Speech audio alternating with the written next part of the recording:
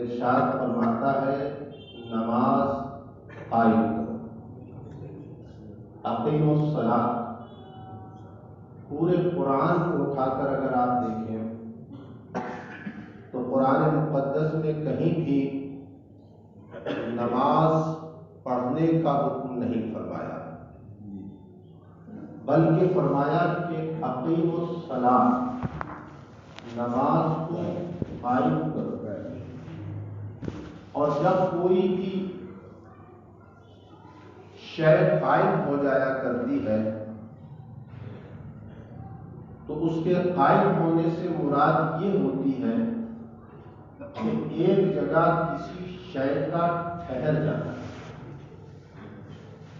قرآن حکیم میں اللہ رب العزت جو فرما رہا ہے کہ نماز کو قائم کرو، نماز کو پڑھو نہیں بلکہ نماز کو قائم کرو۔ عموماً پورے ہندوستان نہیں بلکہ پورے عالم میں اگر ہم کسی سے گفتگو کریں گے تو وہ یہی کہتا ہوا نظر آتا ہے کہ میں نماز پڑھنے جا رہا ہوں، میں نماز ادا کرنے جا رہا ہوں، میں نماز پڑھ کر آ رہا ہوں، میں نماز پڑھا کر آ رہا ہوں۔ جبکہ قرآن مقدس نے فرمایا ہے کہ نماز کو قائم کرو، اور نماز کو اللہ رب العزت نے فرض فرمایا رسول کائنات کی امت اور دیگر امتوں کے اوپر بھی۔ نبی کے اوپر نماز فرض نہیں ہے، امت کے اوپر نماز فرض ہے۔ جب دونوں عالم کے مالک و مختار وجہ تخلیق کائنات کو معراج حاصل ہوئی اور اللہ کے رسول مکان سے لامکان کی جانب سفر فرمائے اور واپس تشریف لائے تو اللہ کے رسول نے فرمایا کہ میں امت کے لیے نماز لے کر آیا۔ نماز ایک ایسا فرض ہے کہ جس کے ادا کرنے سے پہلے اللہ تبارک و تعالی اس کی ادائیگی کے لیے دیے جانے والے انعام و اکرام سے سرشار کر دیا کرتا ہے نماز۔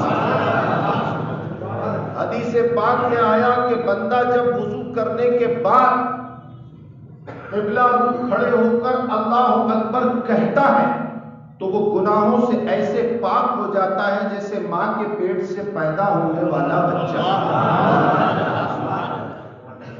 وضو ایک ایسا عمل ہے کہ جو انسان کے ظاہر کو ہی پاک نہیں کرتا بلکہ انسان کے باطن کو بھی پاک کر دیا کرتا ہے، ظاہری میل کو بھی دھو دیا کرتا ہے،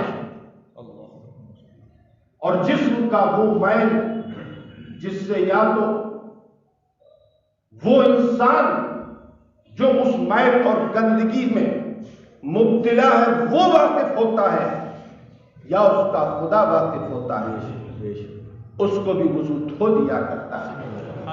آپ نے خوب سنا ہوگا کہ امام اعظم ابو حنیفہ جن کی ہم تقلید کیا کرتے ہیں،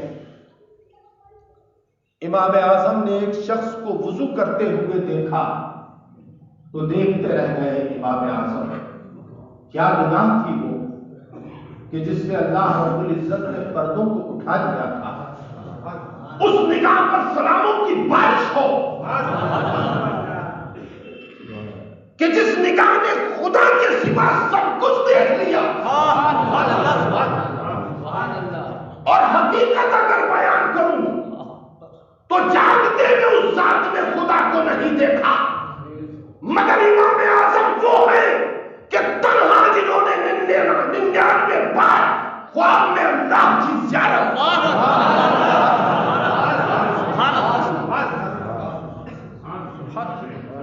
ہر لمحہ جس ذات کی نگاہ خدا بند قدوس کی اس عظیم تجلی کے اوپر رہتی وہ ذات مصطفیٰ کی ذات ہے، سبحان اللہ۔ اور 99 ناموں کے مالک کے صدقے میں 99 ناموں کے مالک اور صفات کے حامل کی ذات کو اگر کسی ذات نے 99 بار خواب میں دیکھا ہے تو وہ ذات امام اعظم کی ذات ہے، اور ہم اور آپ اسی ذات کے مقلد ہیں۔ جس ذات نے 99 بار خدا کو خواب میں دیکھا ہو، اس ذات کی نگاہوں کا عالم کیا ہو؟ میری عقیدت نہیں، حقیقت کہتی ہے کہ بلا شبہ وہ ذات ایک رائی کے دانے کی مانند 18,000 عالم کو دیکھنے والی ذات، لامکان کے سوا سب کچھ اس ذات کی آنکھوں کے سامنے تھا۔ تو پھر وضو کرتے ہوئے انسان کو دیکھا، اور جب وہ وضو کر چکا تو امام اعظم نے اس سے فرمایا تو زنا کر کے آیا؟ کام گیا؟ کہا ابو حنیفہ یا تو میں جانتا ہوں یا میرا خدا جانتا ہے کہ مزاج زنا کرنے کے بعد مسجد میں آیا، تمہیں کیسے معلوم؟ ابو حنیفہ نے کہا تھا کہ جب تو ہاتھ دھو رہا تھا تو ہاتھوں سے کیے ہوئے زنا جھڑ رہا تھا، اللہ جب تو کلی کر رہا تھا تو منہ سے کیا ہوا زنا جھڑ رہا تھا، اللہ جب تو چہرے پہ پانی ڈال رہا تھا تو آنکھوں سے کیا ہوا زنا جھڑ رہا تھا، جب تو پیر دھو رہا تھا تو پیروں سے کیا ہوا زنا جھڑ رہا تھا۔ اللہ یہ وضو ہے، ذرا اس کی فضیلت کا احساس کیجیے۔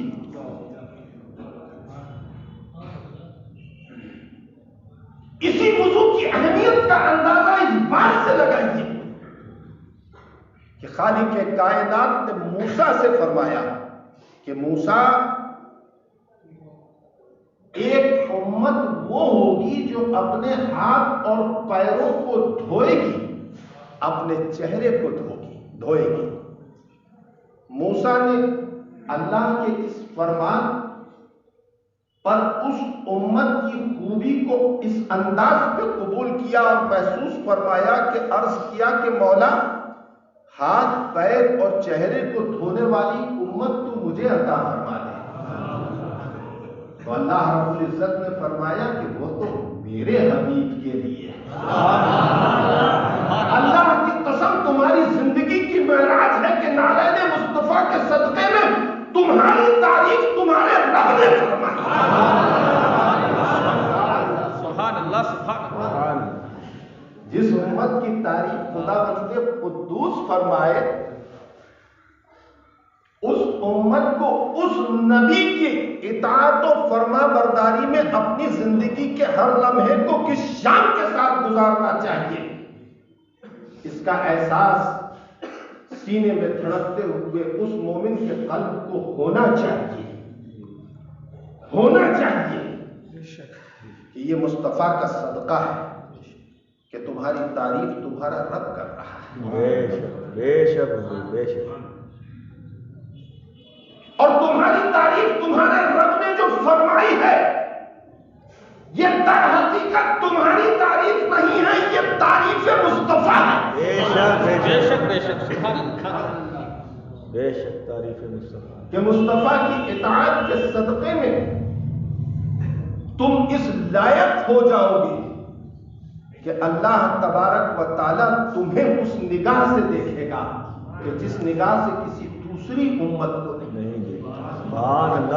اب سنو، اللہ رب العزت کے رسول نے ارشاد فرمایا کہ جب بندہ وضو کرتا ہے اور وضو کرنے کے بعد وہ قبلہ رخ کھڑے ہو کر اللہ اکبر کہہ کر اپنے ہاتھوں کو اٹھاتا ہے تو اللہ اسے گناہوں سے ایسے پاک کر دیا کرتا ہے جیسے ماں کے پیٹ سے پیدا ہونے والا بچہ ہوتا ہے۔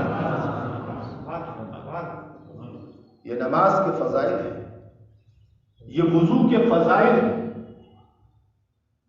نماز کا قائم کرنا اور ہے اور نماز کا پڑھنا اور ہے۔ بے شک بے شک. اب سوال یہ پیدا ہوتا ہے کہ نماز قائم کس طرح سے کی جاتی ہے اور نماز پڑھی کس طرح سے جاتی ہے. جو نماز کو قائم کر دیا کرتے ہیں بے شک وہ اللہ کے بندے وہ ہوا کرتے ہیں کہ مخلوق خدا جن کے تابع ہو جایا کرتی ہے. سچائی تو یہ ہے کہ اس دنیا میں جو کچھ نظر آ رہا ہے وہ سب اس کے تابع نہیں ہوتا، بلکہ اللہ رب العزت نے جو کچھ بنایا ہے وہ سب کچھ اس کے تابع ہو جایا. وہ ذات غوث اعظم کی ذات ہو، وہ ذات غریب نواز کی ذات ہو، وہ ذات صابر پاک کی ذات ہو یا وہ ذات نظام پاک کی ذات ہو، جب تابع ہونے کی بات آ جاتی ہے تو اندازہ لگاؤ کہ زندہ اور مردہ سب کچھ اس کے تابع ہو جایا کرتا ہے. بے شک بے شک. صابر کے پھٹے ہوئے لباس کو کسی نے دیکھا تھا، اس کے ادھڑے ہوئے امامے کو دیکھا تھا، چہرے پر آراستہ الجھی ہوئی داڑھی کو دیکھا تھا. وہ جبہ و دستار میں رہنے والی ذات نہیں تھی، وہ پھٹے ہوئے لباس کے اندر وہ ذات تھی کہ اللہ کی رحمت اس جگہ جاتی تھی جہاں صابر پاک چلے جایا تھا.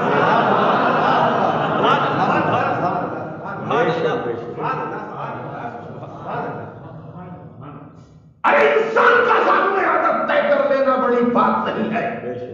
صابر کی ذات وہ ذات تھی کہ جس کے سامنے شیطان بھی سامنے ادب طے کیا کرتا ہے، اور جس کے سامنے شیطان سامنے ادب طے کر لیا کرتا ہے وہی ذات وہ ہوا کرتی ہے کہ جو قوم کا رہبر بن جایا کرتا ہے، بے شک قوم کا مقتدا بن جایا کرتا ہے. بے شک. جس کے سر پر امامہ ہے وہ مقتدا نہیں ہے، بے شک. جس کے تن پر جبہ ہے وہ مقتدا نہیں ہے، جس کے ہاتھوں میں عصا ہے وہ مقتدا نہیں ہے، جس کے پیچھے مریدوں کا چم غفیر ہے وہ مقتدا نہیں ہے، جس کے نام کے فلک شکاف نعرے لگ رہے ہیں وہ مقتدا نہیں ہے، جس کا ظاہر پاک ہے وہ مقتدا نہیں ہے. خدا کی قسم مقتدا تو وہ ہے کہ جس کے نکلے ہوئے زبان کے الفاظ کا انتظار قلم کیا کرتا ہے.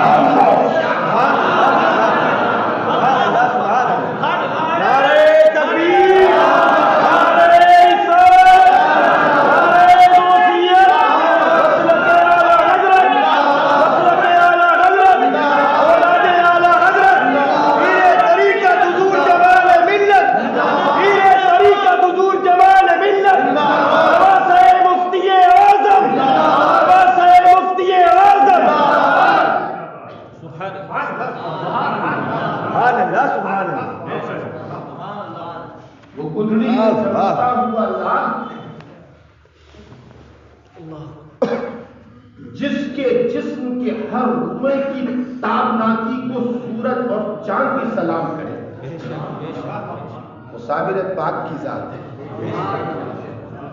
صابر پڑھے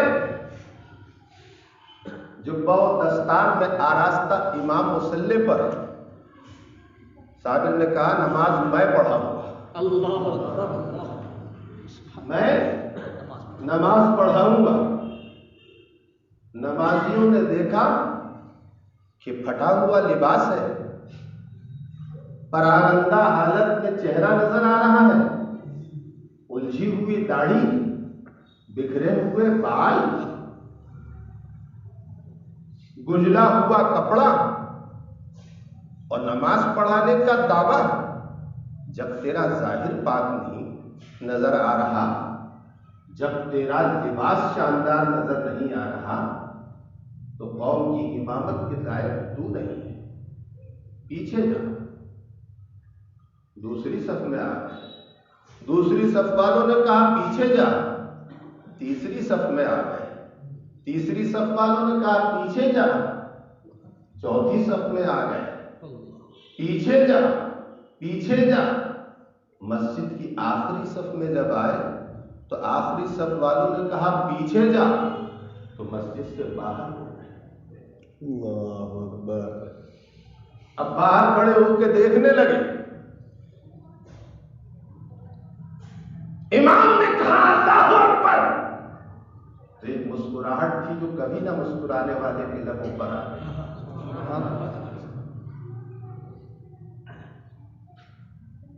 کہا اللہ اکبر. پوری مسجد کے مقتدی جھک گئے اور صابر کھڑا دیکھتا رہ گیا. سبحان اللہ. پھر کہا اللہ اکبر. پوری مسجد کے مقتدی امام کے ساتھ سجدے میں چلے گئے, ثابت کھڑا رہ گیا. اللہ اکبر. کیوں؟ اس لیے کہ اس نے نماز کو قائم کیا. واہ واہ واہ. وہ کھڑا تھا تو نماز میں تھا, وہ جھکا تھا تو نماز میں تھا, بیٹھا تھا تو نماز میں تھا, وہ کھا رہا تھا تو نماز میں تھا, وہ پی رہا تھا تو نماز میں تھا, وہ سو رہا تھا تو نماز میں تھا.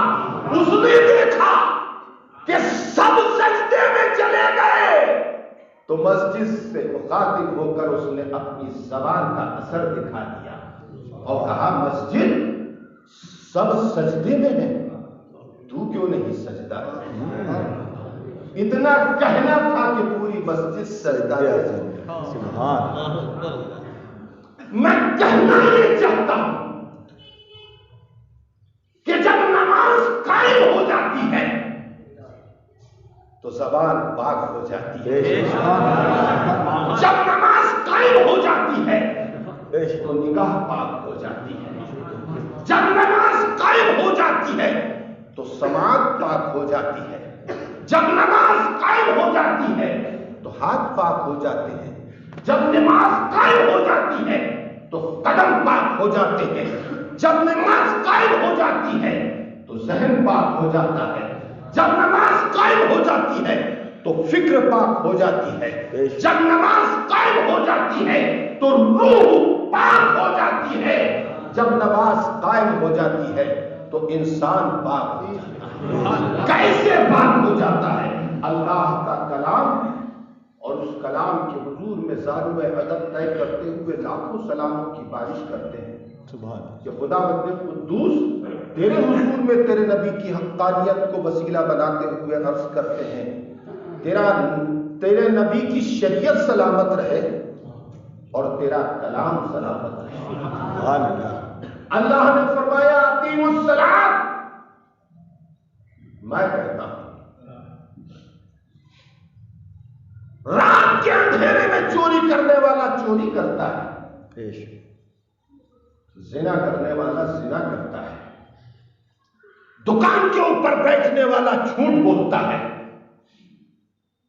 سیاست کی بساط کے اوپر جوا کھیلنے والا جوا کھیلتا ہے, ظلم کرنے والا ظلم کرتا ہے, رشوت لینے والا رشوت لیتا ہے, جھوٹ بولنے والا جھوٹ بولتا ہے, شراب پینے والا شراب پیتا ہے, بدکاری کرنے والا بدکاری کرتا ہے. یہ تمام برائیاں انسان کرتا ہے, مگر وہی انسان جب نماز میں آ کر کھڑا ہوتا ہے تو جھوٹ نہیں بولتا, بے شک, بدکاری نہیں کرتا, زنا نہیں کرتا, ظلم نہیں کرتا, رشوت نہیں لیتا. بس نماز کے قائم کرنے سے مراد یہی ہے کہ جس طرح سے تم حالت نماز میں ہوتے ہو اور ہر برائی اور بے حیائی سے پاک ہوتے ہو, اپنی زندگی میں نماز کو قائم کر دو. نہ تم جھوٹ بولو, نہ تم بدکاری کرو, نہ تم سیاہکاری کرو, نہ تم ظلم کرو, نہ تم رشوت دو, نہ تم کسی کا دل دکھاؤ. جس طرح تم نماز کے اندر رہا کرتے ہو, نماز سے خارج ہو تو ویسے ہی اپنی زندگی کو. سبحان اللہ. سبحان اللہ. نماز